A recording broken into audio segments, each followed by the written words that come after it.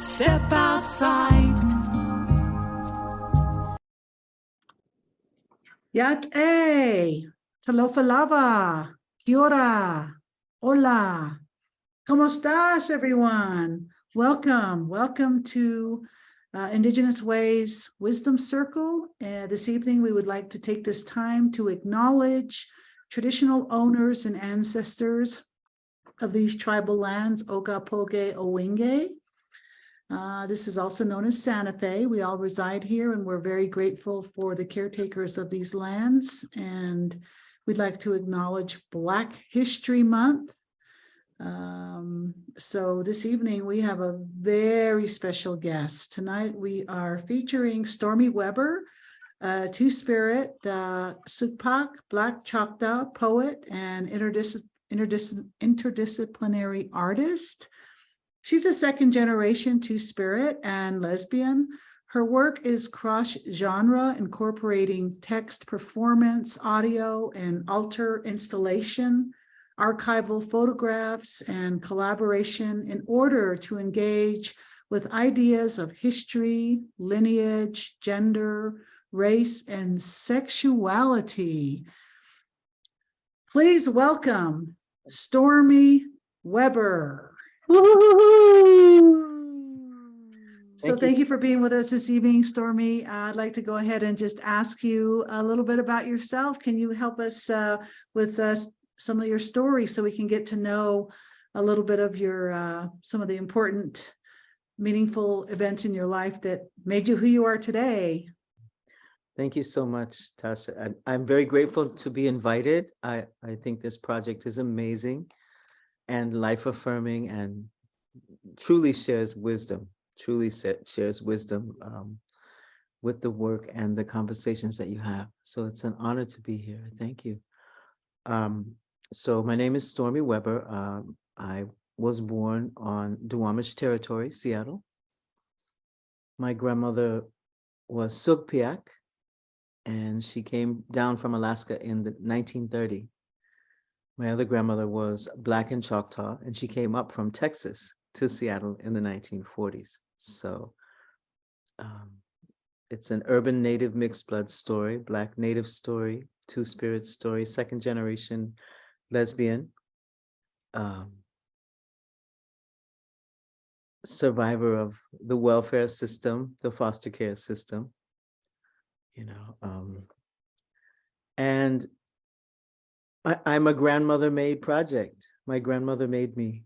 She made me in a really classical and beautiful Indigenous way. She stepped in where my mother was not able to, and she put my feet on the ground.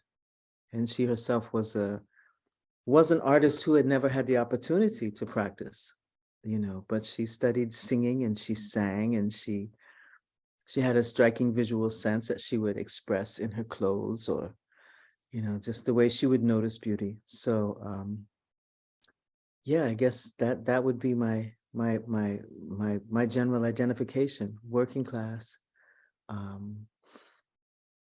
Black Alaskan Native, Two-Spirit lesbian woman, and artist and cultural worker since my whole life. Yeah. That is amazing. I can't even think of the right words to express my admiration for your walk. So thank you for that. It is Black History Month. Mm-hmm. And as a Black queer Indigenous woman, what does this mean to you? Well, I'm so proud of all my loving ancestors, and it's occurred to me more than one time that my Blackness saved my indigeneity, because I come from, on my maternal side, what we could call white Indians, mixed blood Native people, and on my Black side, Black natives.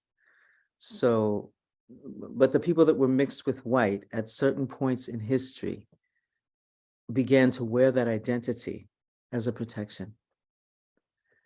And so this was something that came through my family, and that was actually practiced and done by my family, transformed the family.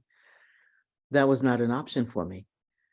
because of my Blackness. So in that sense, I have this pride that is just inextricable from itself in being both Black and being Native.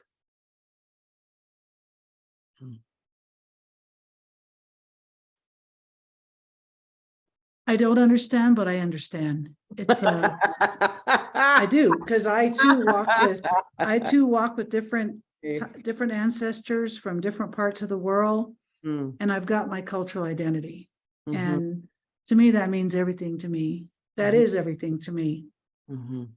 But I have to acknowledge that there's this too, right? So I hear you and I see you. Yeah. So I know very little about your ancestors and their walks in life, and it appears that you've had some great role models and predecessors that have helped pave the way for your walk. How important are role models to you and others who are able to walk in multiple worlds, and how do you negotiate that? How do you make it work and find that balance and harmony? And I know it's not always balance and harmony, but can you give us an idea of how that looks to you? Well, yes, I mean, it surely is important, you know, and for me personally, like at this stage of my life, I'm not captivated by the idea that my mere participation in a thing absolves that thing or automatically decolonizes that thing, because you cannot decolonize colonial institutions. And I work with colonial institutions. What can be transformed is the representation, is the consciousness, the acknowledgement of a separate indigenous cosmology and way of being and way of living. So I think in that way the work is good when it picks the profile up in terms of my own work.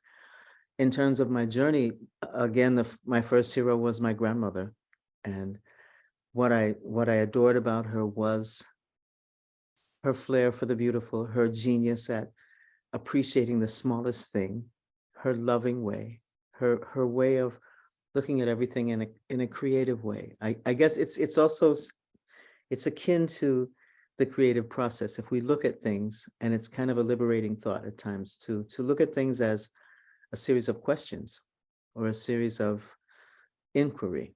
We don't know the answer. We know something is in our mind and we're thinking about a thing, but we can think more deeply about it.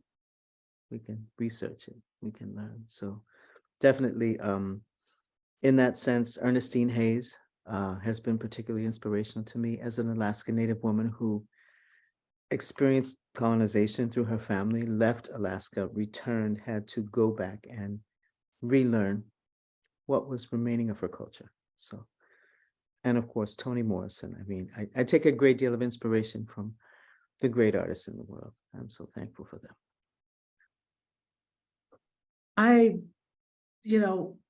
With coronavirus and isolation that we all got to experience on a global scale, I never was a TV person until coronavirus.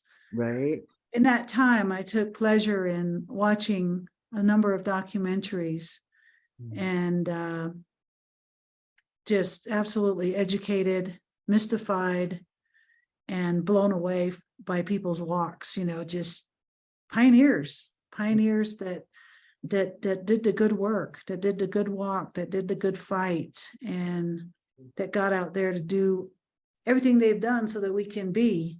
And it's not over, and it's still going, and we are in it. We're in it. We are it on a lot of levels, the different walks we're doing with our work, artistically, creatively, spiritually, and it all comes down to healing for me. And I read a lot. And I do a lot of news, which is not recommended, but I still do it nonetheless. And I've been hearing a lot of people buzz around about intersectionality and various identity distinctions and cross cultures. And can you add to any of this dialogue with your thoughts about it? Because it's just more and more. And Yeah, what is, Well, it's such an interesting journey with identity politics, as they're called. So, people look to the Combahee River Collective as the first sort of concrete statement around what is now called identity politics. I think that it's very important to treat people with kindness. And I think that, it's very important to not let identity politics be used against already marginalized peoples to further divide. So, I founded a project in Seattle in 2007 called Voices Rising LGBTQ of Color Arts and Culture. This was the first project to lift and foreground the works of LGBTQ people of color in Seattle.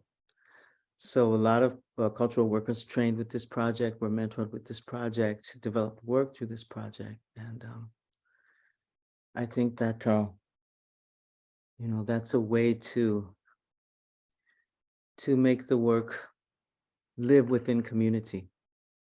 mhm, Mhm. absolutely. Yeah. I agree.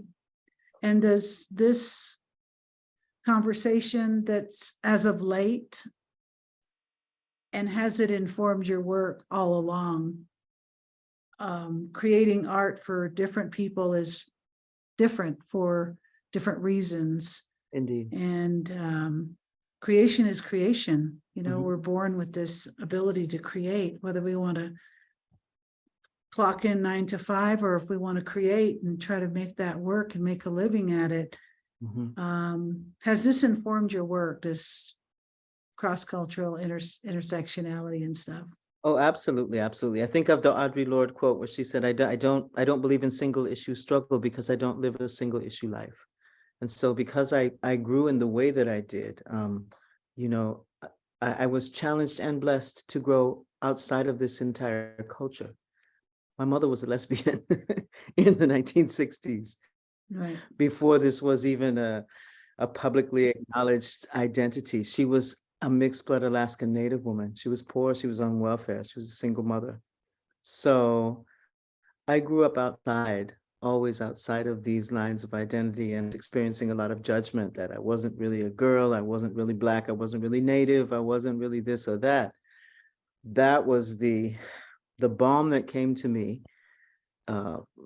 6 years ago, was that ancestors know who I am. And once I could understand that, I gained a place of peace in my spirit. And it doesn't affect me what people judge. There's an awful lot of judgment that goes around. But I think it's more important to try to do your work well.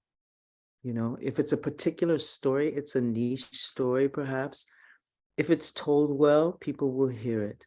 They will feel it. And I think, I don't know if we were talking about this the other day, but there are some people who write as though they had certain experiences, but you can kind of tell by the way they tell the story that they didn't actually have those experiences. Yes. Because it's kind of a performative telling, a kind of one thing that I reject in my work is trauma porn. I reject this lens of inviting people to enjoy vicariously the suffering of people, Ooh. because people are suffering continuously, poor people, women and girls and children. Yes. So I want people to understand it. I read a quote from Tom Waits. He said, I like telling terrible stories with beautiful melodies. And I think I'm that way too. I think I'm that way too. Well, you shared a beautiful article with me about a place of gathering in Seattle that is no more. Can you talk about that place that people got to get together and be creative together? Can you tell us some of the history about that? Because I'm so curious. Yeah. So in the late 1800s, there was a building constructed on landfill. The space used to literally be under the Salish Sea right there. And it was a proto-vaudeville type / brothel. And then that carried on for a while. And by the 1930s, it became a gay bar. And that carried on for 15 years or 20 years, something. And then it became like a diner and a kind of a little hustler's den. And so when I was a child, my mother took me there. And And I had such a memory of that space. And I walked by there and I looked down these stairs. They're so steep, like they're so steep. These are Victorian stairs to the underground that those gamblers and those working girls were climbing down. And then years later, these gay people that found a little gay bar in the rough and tumble waterfront area of Seattle, right? So this was the red light district of Seattle. This is where they had put all the gay bars. So that's where I grew up. And it was really fascinating. It was really, I think it was my first artist residency because they have these blue laws in Washington state. But the funny thing is the blue laws meant that places that served alcohol had to cook food. And so once they cooked food, they had booths. So my mother could bring me and put me in the booth and she could go in the cocktail lounge and I could sit there all night and talk to these people. So you see, it was an artist residency. Wow. Yeah.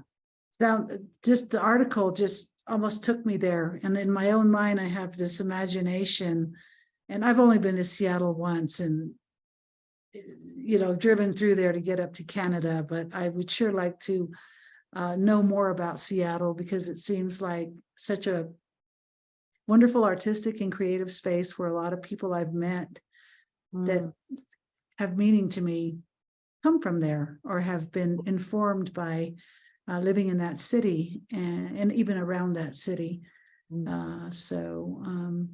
Yeah, would you like to read us a poem or share one of your creative works with us, just kind of off the cuff? Sure, I would love to. So I have this book here and it is available for sale. You can DM me and I will give you information about that.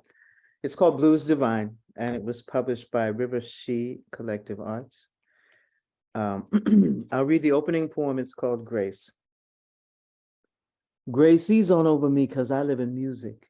And you can find me there in the discordance and confusion of everyday life. I'm there. In between a blue note and a new note, I'm there. Grace ease on over me, see me and fall all over my everything, for there is nothing you cannot stand or understand.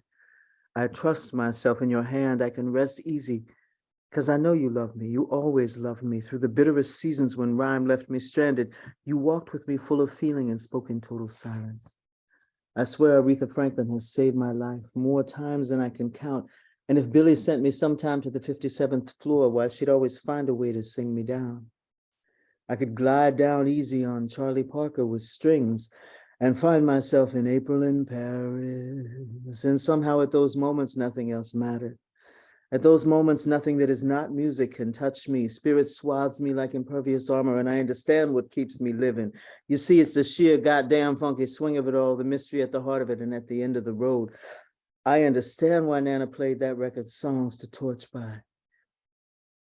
Now, torching is not a widely known about thing anymore, but those folks knew. They knew how to get a misery out of you before it became fatal.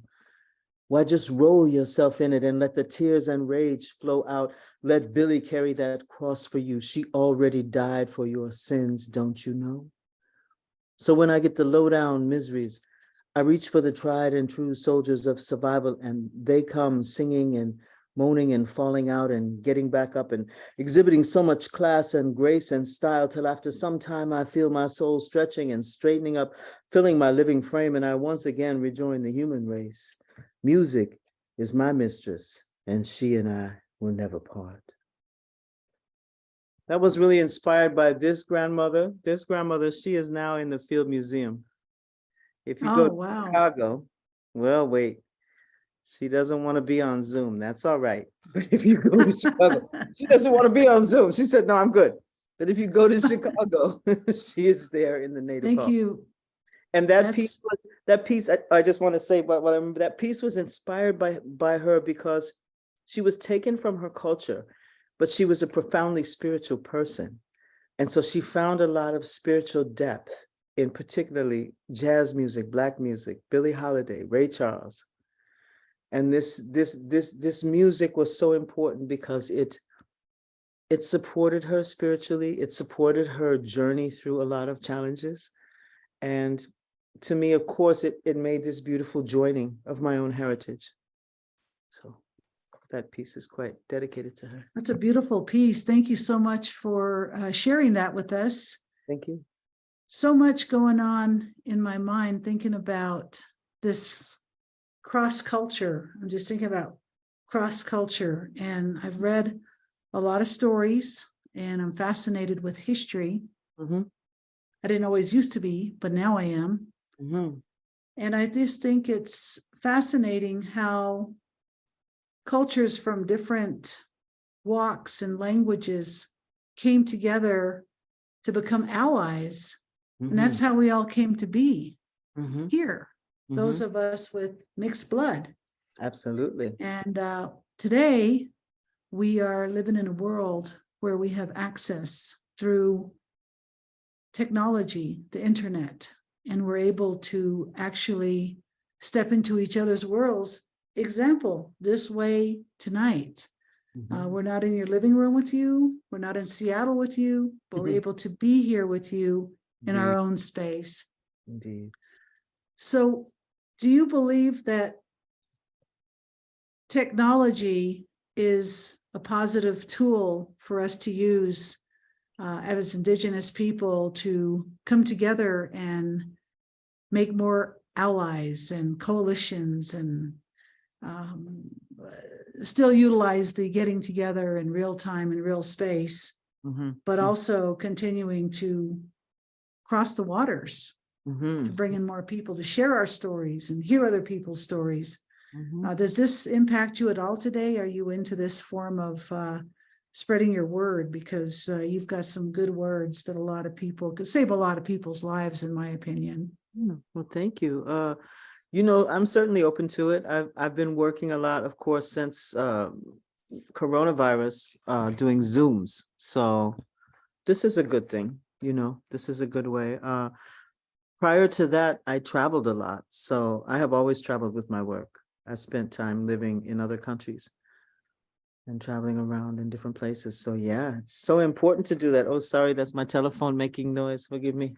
That's fine. There we That's go. fine. Yeah, we need to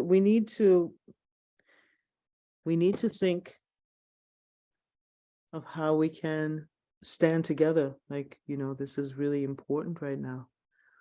And I really, really, hope that we can have conversations with one another, even in terms of, I think we don't ever talk about class identity, for example. Class identity. We cannot assume that because someone is Native, that they have the same goals that we do. I speak as an Alaska Native person who knows that part of the intention of ANCSA, the Alaska Native Claims Settlement Act, was to transform Alaska Native social culture from basically socialism to capitalism. So they did that by creating corporations and giving us stock. And there's a record of those kind of comments. I'm sorry, I'm getting very dark. Should I turn on the light? The sun I'm is fine with it. Okay. Unless anybody else has any feedback, please We've got no post in lighting. chat. Anybody can't see. But yeah, so I think that these are interesting times to talk about these kind of issues. What do we hold in common? What are our visions? What is land back to everyone? For example, like, what does it look like to try to remember how we could work together? What does that look like?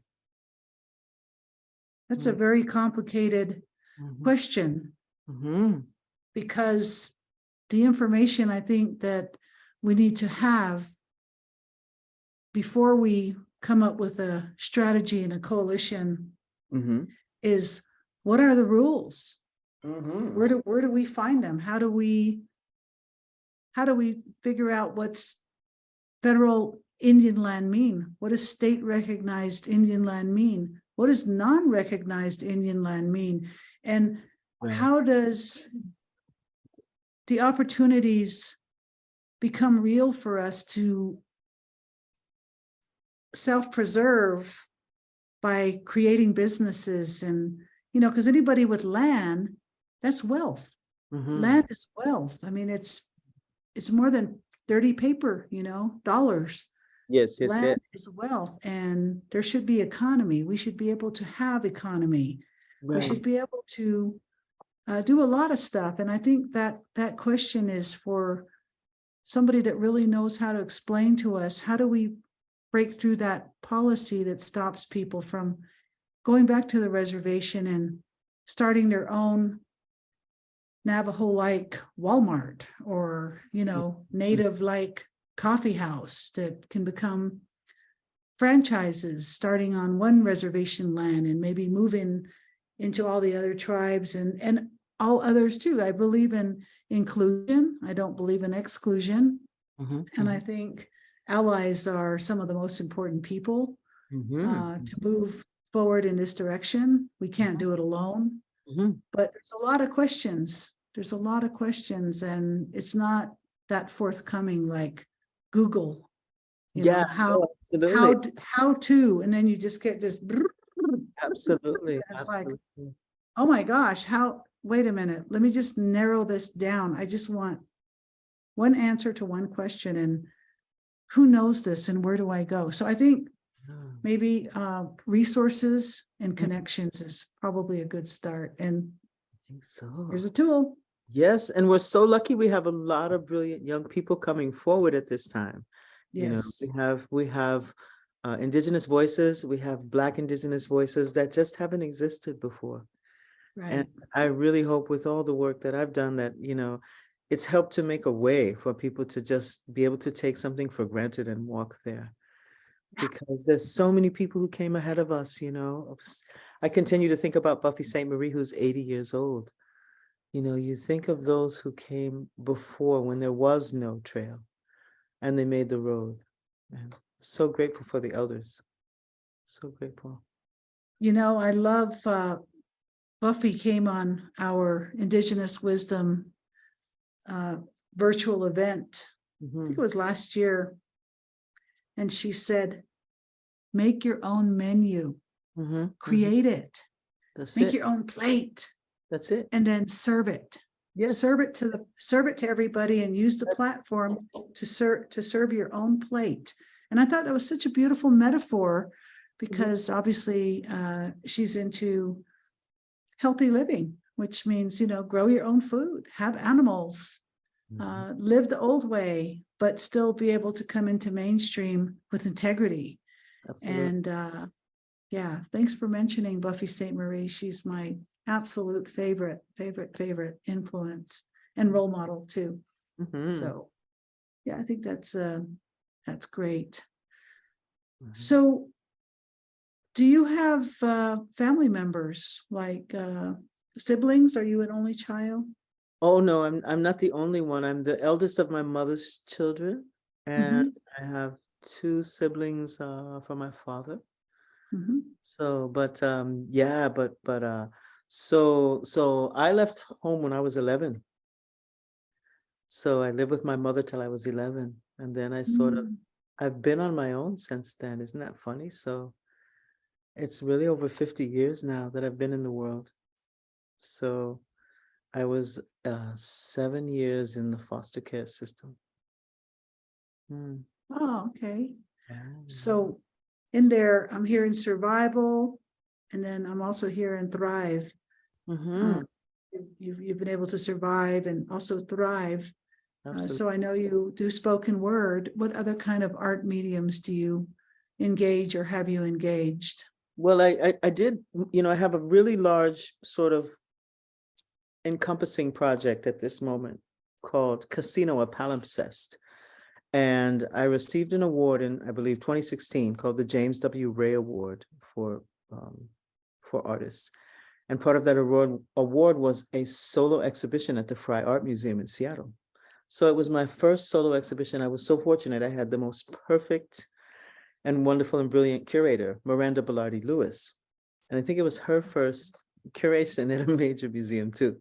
So it was just the most wonderful experience. And basically it was involved in telling these stories and restoring these absent narratives. And, and taking this commonality of being the despised, being the excluded, even down to the fact that the ocean itself was banished from this very location. This was underground. This was underwater. But the settlers wanted it for money, so they filled it in and made it real estate. So it began with the land, it began with the Duwamish peoples, it carried on with the working girls, it carried on with the gay people, it carried on up into my mother's generation and me there as a child. So that's my overarching project. And from that, there spends a lot of other projects off of that. And I work with public and private archives. I work with poetry. I work with oral histories. I work with unofficial histories. I work with official histories. Yeah. And so that's what I'm doing. I had also an altar installation as part of Casino, which was a traditionally built kayak that was on loan. And inside I had medicine, and then we covered the hatch so you could not see the medicine.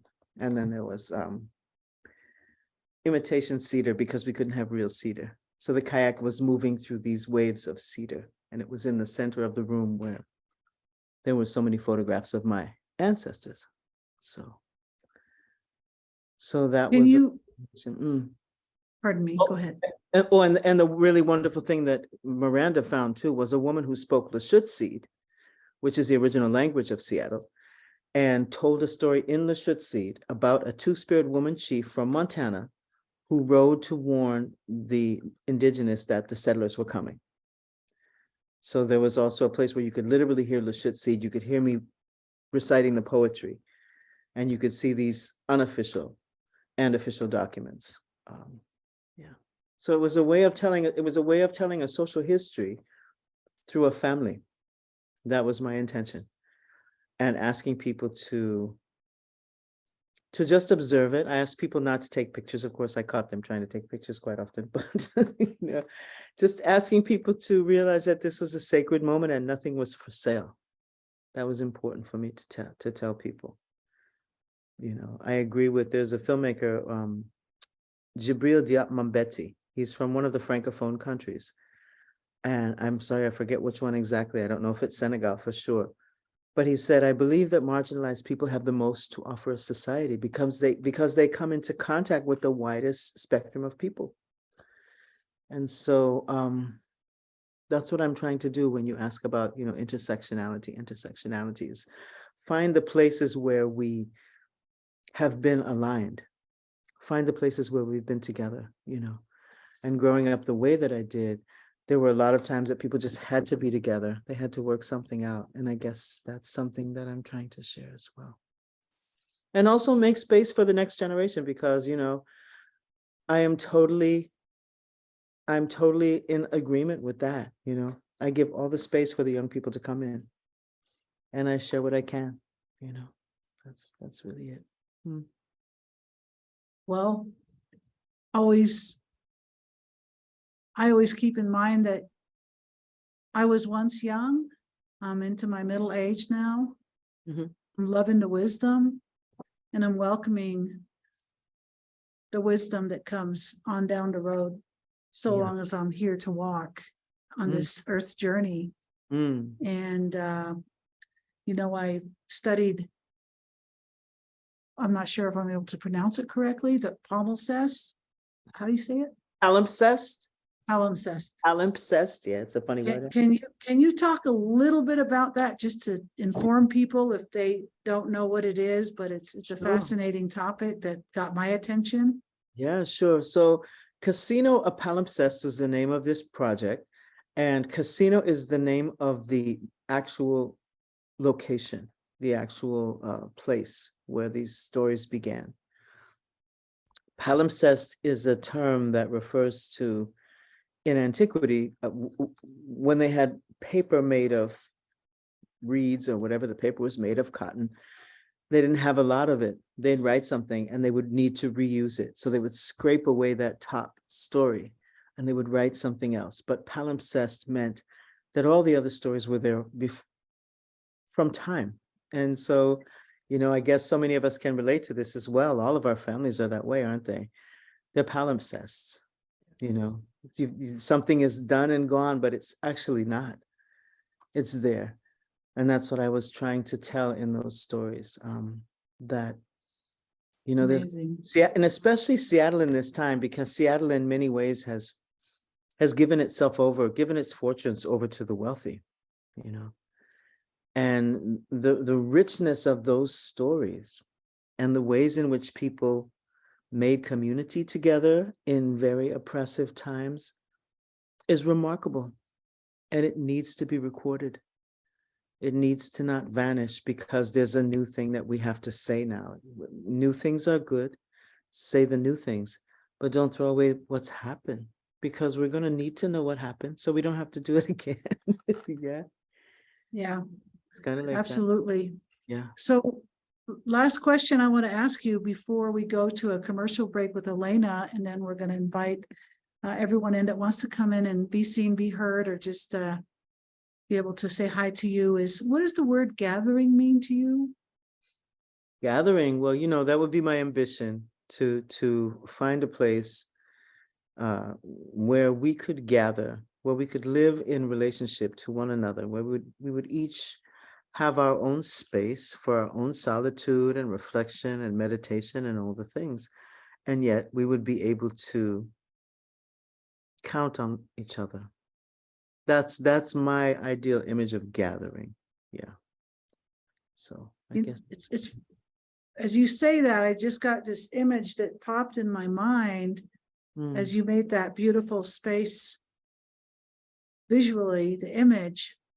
I thought about gathering in solitude with ancestors. That has not come to me. So thank you for evoking that image for me, because I've always been told that we travel with our ancestors, and that's very warming, especially when I'm feeling so alone and sometimes rejected. You know, this is that internal voice. So thank you so much for talking about you, who you are. Let's take a quick break here and go to our beautiful Elena and see what she's got to say. Okay.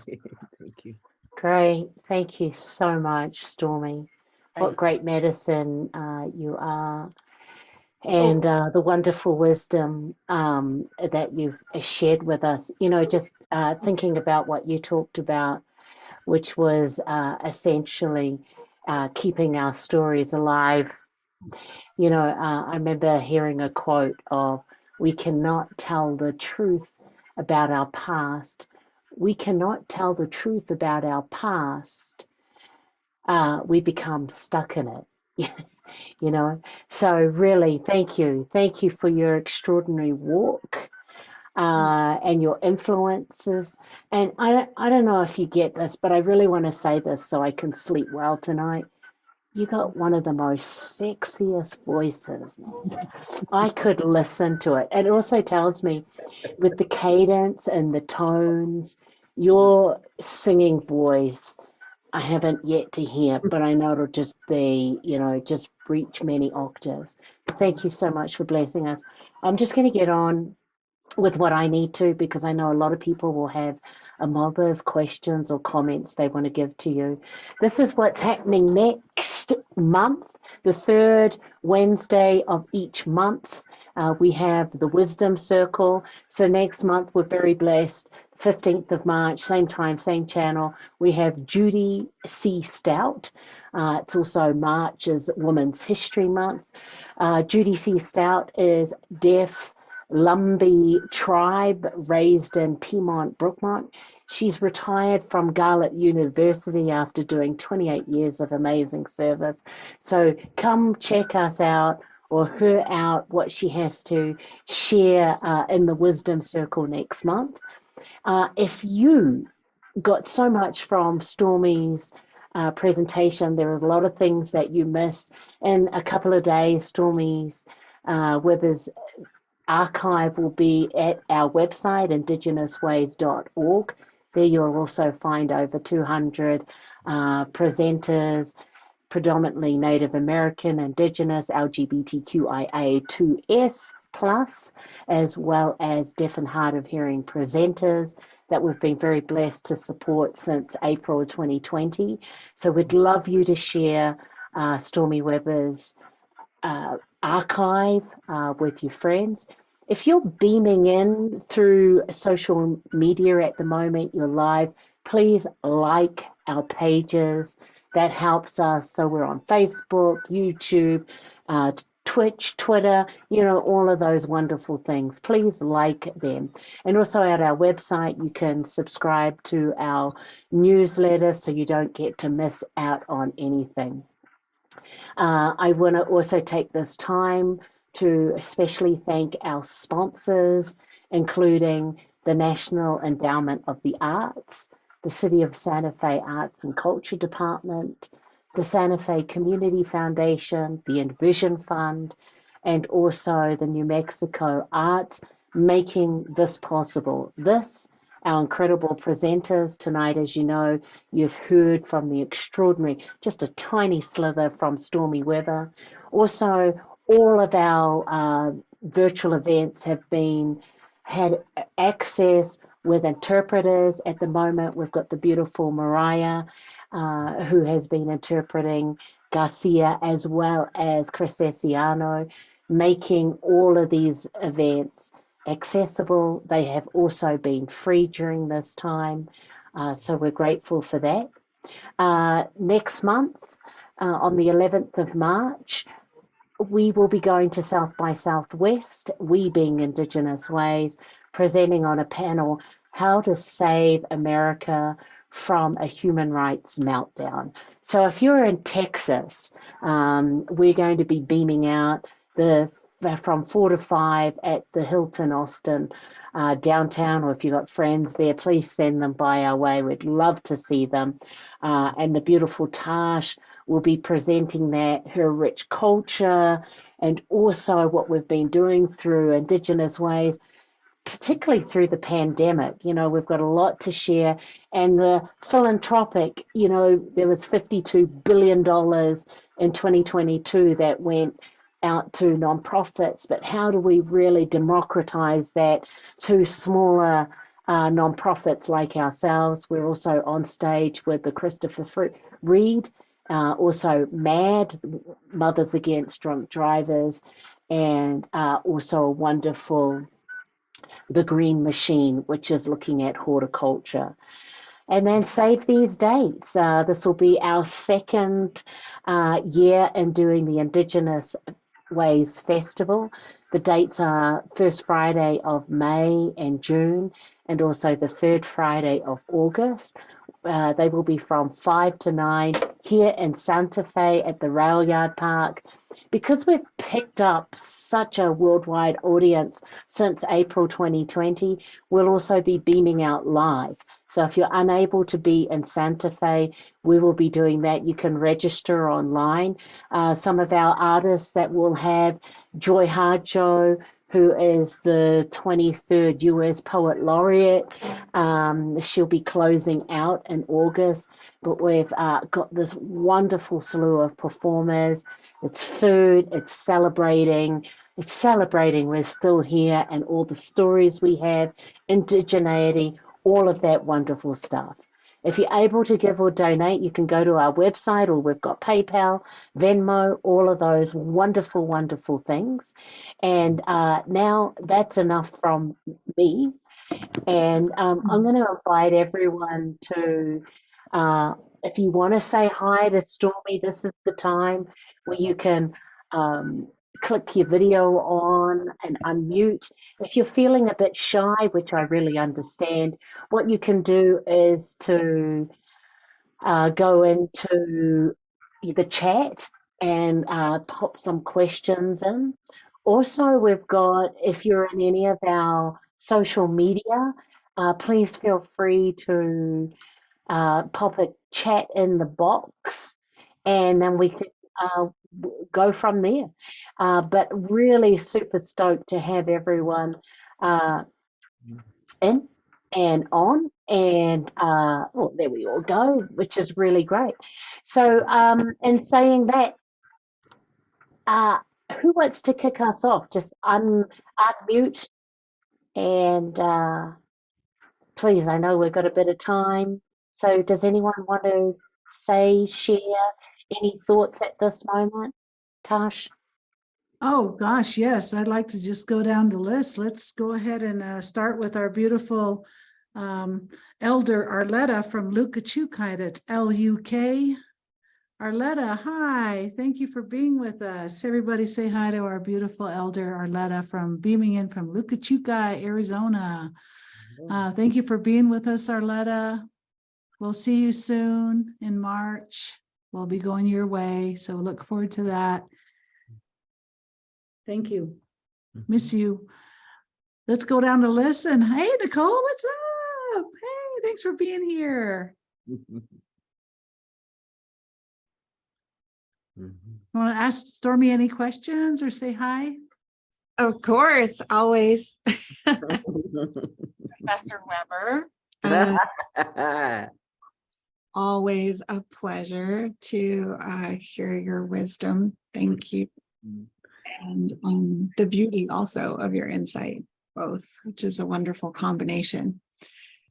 I really have been struck over the years. I've heard you speak in many different environments to our colleagues, creative colleagues and intellectual colleagues who want to divide the world up into different categories of indigeneity and this differentiation between Black Indians and Indians.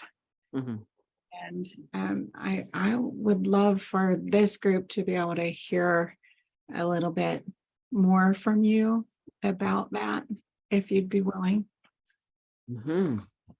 Well, I'd love to read a poem if I can.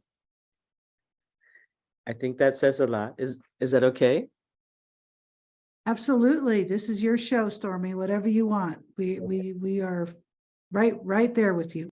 Okay, this is an ancestor poem, and I hope perhaps it might say what I'm not able to say without it being in this poem. It's called Ode to Blues. Safe thus far, the blues has brought me through. This I know to be true. Yes, it wasn't nothing but the blues. Ooh, yeah, the gut bucket stomped down. Shoot out the lights. It's too damn funky in here. All blues. The well is a real mother for you. What's thrilling you is killing me, say, 'cause your worries ain't like mine. Blues. Reaching back to where in Africa a moan rose and spiraled into a wail across the Atlantic to this strange land where we were enslaved and our drum outlawed. Fools never thought to be concerned with what they called darky songs. Too simple to know what those songs were telling us, who was running that night, when, where, how. Blue gospel told us what we needed to know. Steal away, steal away, steal away home. I ain't got long to stay. Oh, yes, we did. And not to know Jesus, let us now praise the blues. Deep, deep in the dark of the darkest night, barefoot through the swamp, can't see your hand in front of your face, neither that cotton mouth easing up on your sweet baby girl, knowing that Harriet kept that pistol at hand for the weary and the fearful, why nothing but the blues could explain how to go on through. Don't say nothing to me about pilgrims or pioneers. I got your profiles, encouraged my fellow Americans. That soul music was comforting, winding, rolling, soothing through our spirits somehow. And most would have just laid down and died. And you know that is the stone truth. Paddy rollers on horseback in hot pursuit. Hounds just baying in those hoops and hollers those white men had let out when they get to thinking about the reward money or how much somebody called a likely wench or a strapping buck might fetch at auction.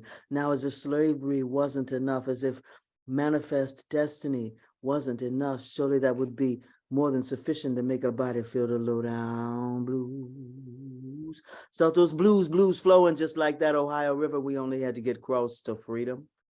So all I could say is hail the blues, queen bee of music, roots.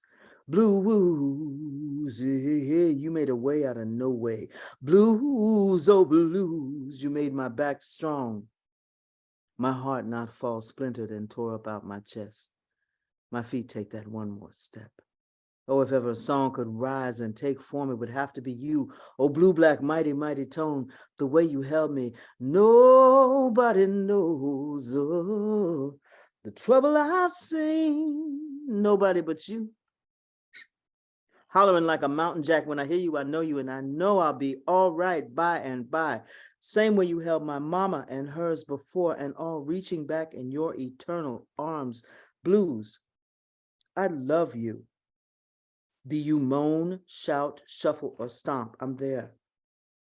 Turquoise, lapis, sapphire, indigo, sea, and sky, let me count the ways you appear to my heart and to my wondering eyes and ears. I feel you, O song of my deepest soul, rising from back, way back from Africa to Houston, Texas, Plain Dealing, Louisiana, Mississippi, and let us not disremember sweet home, Chicago. Oh, I say, come on, baby, don't you want to go to where the blues amplified itself so as to rise above the den of the L train, the stockyards, and the steel mills? Home of storefront churches pumping blue gospel, or is it gospel blues onto the urban prairie? And the juke joints just a juking on, and the juke joints just juking on. Why, before we ever marched with eloquent signboards, Muddy threw back his hand and roared, I'm a man.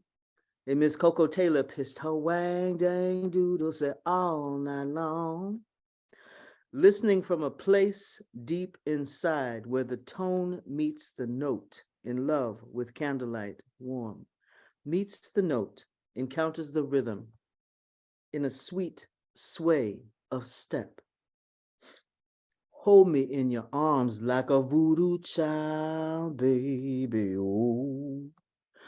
Blues, I love you, and I don't know what I say, but I swear I'm gonna love you till the very day I die.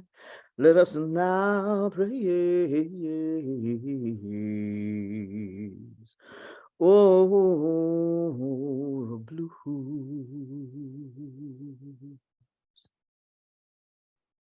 Wow.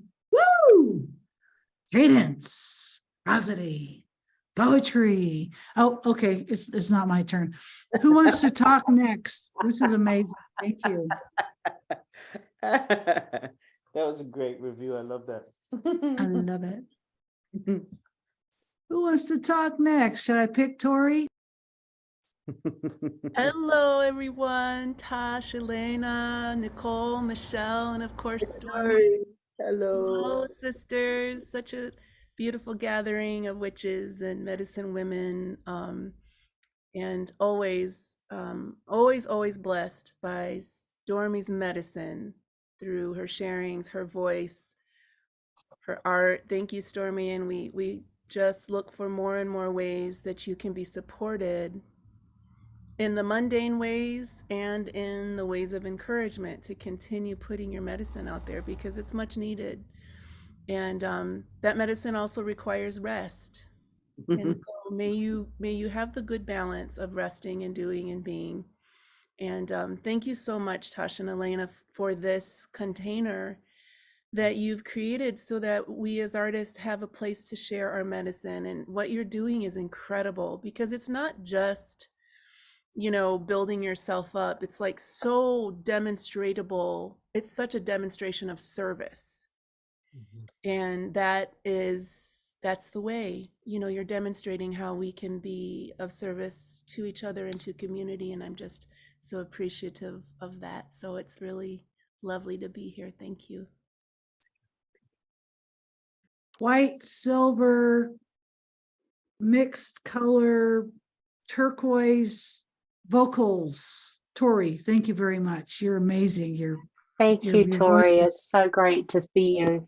And Tori's one of our artists in the archives as well. Wonderful to see you, sister. Beautiful, beautiful. All right, we got about 5 more minutes. So Sue Raven Warrior, would you like to say hi from New Hampshire? Yes, thank you. I'm just really honored to be here and listen to everybody and watch us as we listen to beauty on this great day. Thank you. Thank you. Beautiful. Thank you, Sue. Phoenix, how's it going? Phoenix de Santa Fe.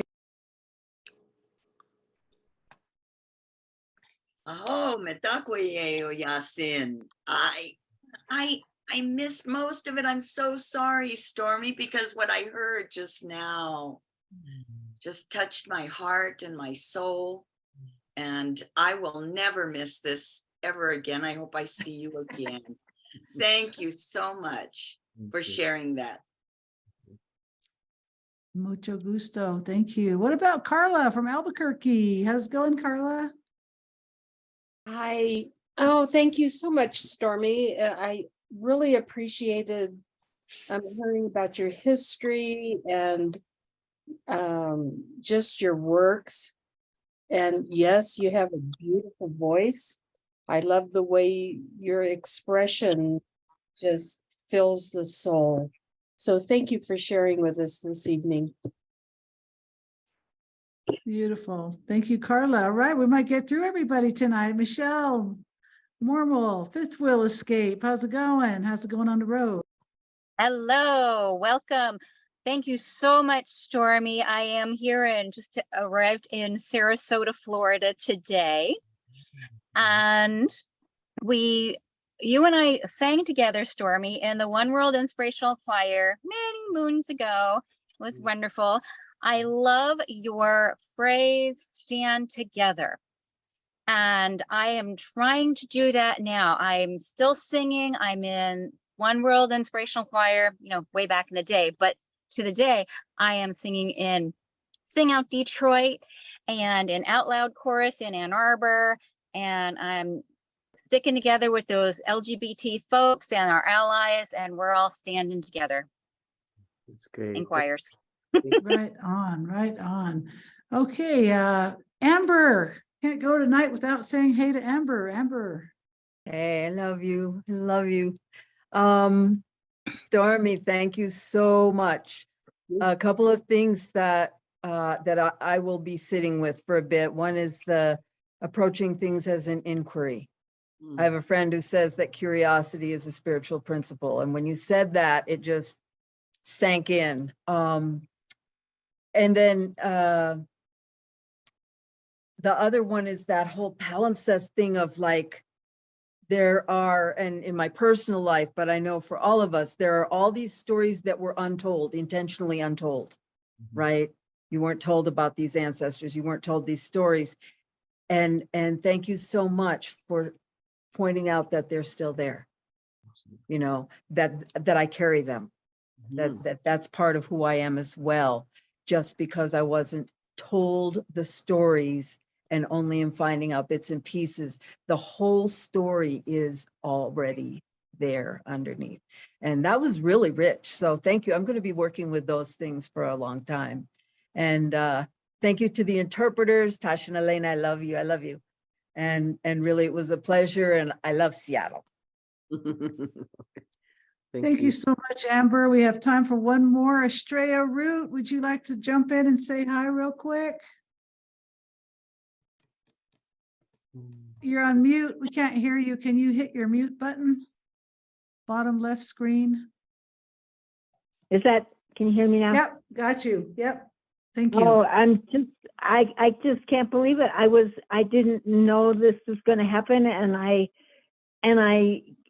It just, in 5 minutes, it was going to happen. And I turned it on and the electronics worked, which is fantastic because I have a terrible relationship with electronics, but it let me hear you, Stormy. And you made me want to write a song. You made me want to write a poem. I forgot who I was, and you reminded me.